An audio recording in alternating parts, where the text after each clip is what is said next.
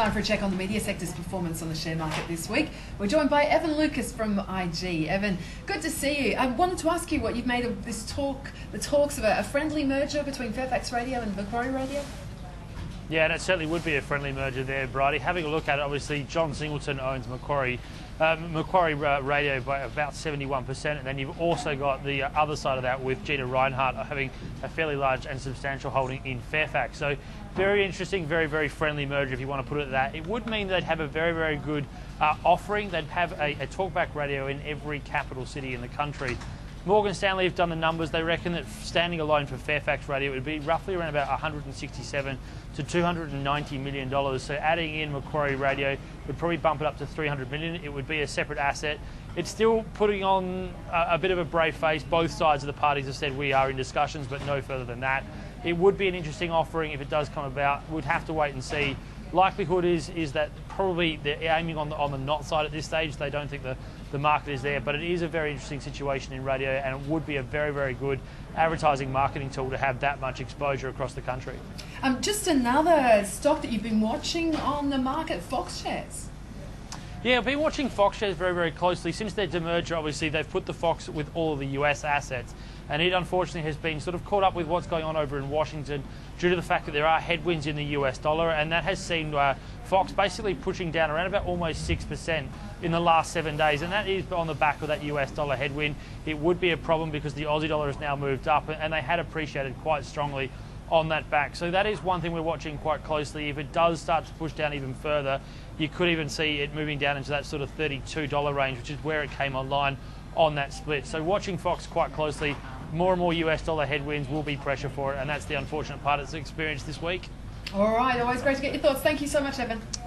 Thanks, Bridie. Evan Lucas there from IG. All right, let's return to those reports of a possible merger between Fairfax Radio and Macquarie Radio. Get the views of Mediaweek's James Manning.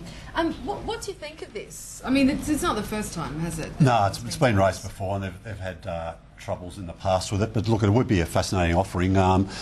2GB's often talked about as the prime asset in this, but a lot of people really, I think, undervalue what Fairfax would bring to the table. Of course, they've got by far the biggest and probably the best assets. They've got 3AW in Melbourne. They've got 2 stations in Melbourne, Perth and Brisbane. The only commercial sort of talk option in Perth and in Brisbane. And what about, keep your eye on 5AA in all this, because it's the talk station in Adelaide, the one that wouldn't be part of this network.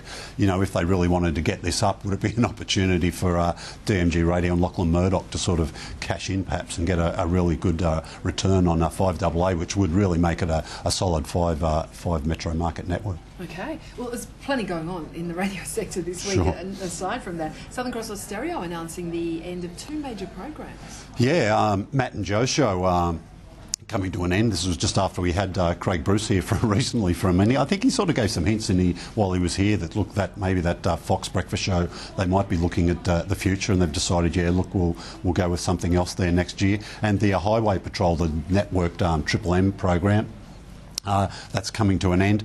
They've announced they're going to have a new networked offering next year, so be one show networked right around the country. Be interesting. So they've had a successful show down in Melbourne, Rush Hour, which has been doing quite well, and I thought they might have replicated that format, but it doesn't look like they'll do that.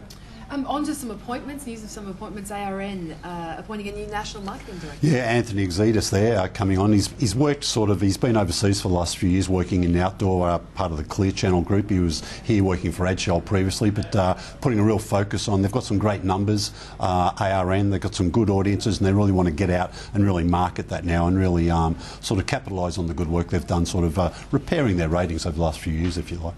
And we've seen Simon Joyce stepping down as the CEO of MCM. Yeah, he's another person who's been on the show before. 13 years they've been with the company. Carefully worded statement yesterday saying, look, we understand his need to spread his wings, so I think we'd be on the watch out for what he might be up to next. Yeah, absolutely. Now, of course, the Radio Awards are on this Saturday night, and Charlie Pickering's hosting. Sure. In terms of this, the annual conference, of course, as well on, what are they going to be saying, do you think, about the radio ratings? We're looking for some sort of clarity on what's happening with the ratings from next year, if you like. GfK is the new ratings provider taking over from Nielsen. Their first survey is only a couple of months away now, so they're doing a big presentation Friday morning this week. So we'll hear what they've got to say. And then CRA is making some sort of an initiative to have more regional ratings too, calling for research companies to tender so we can get some more sort of regular surveys in the smaller but still important regional markets. And just quickly, which shows are up for the awards? Look, I think it's always a bit of a clue who might win by who's actually going to go. You know, the people who are going to turn up. So you're going to have Kyle and Jackie Ho, Fifi and Jules, Fitzy and Whipper, Jonesy and Amanda, who are the reigning sort of champs, if you like. Neil Mitchell's going to be there too, so don't be surprised if he takes an award away. And just very quickly, stepping completely away from radio to newspaper readership, we of course had the show about the new Emma surveys recently, and now they're releasing some new regional data. Yeah, it's good times for regional media operators. I guess there's lots more data, people are more interested in the offerings, and yeah, the 200 different newspapers now have regional newspapers have their readership figures available, including about 130 with really small circulations under 5,000. So you can really, start to use those assets. Okay, we're going to take a quick break. Plenty more coming up with James Manning on Media Week. In just a moment, we'll have a look at the latest TV ratings.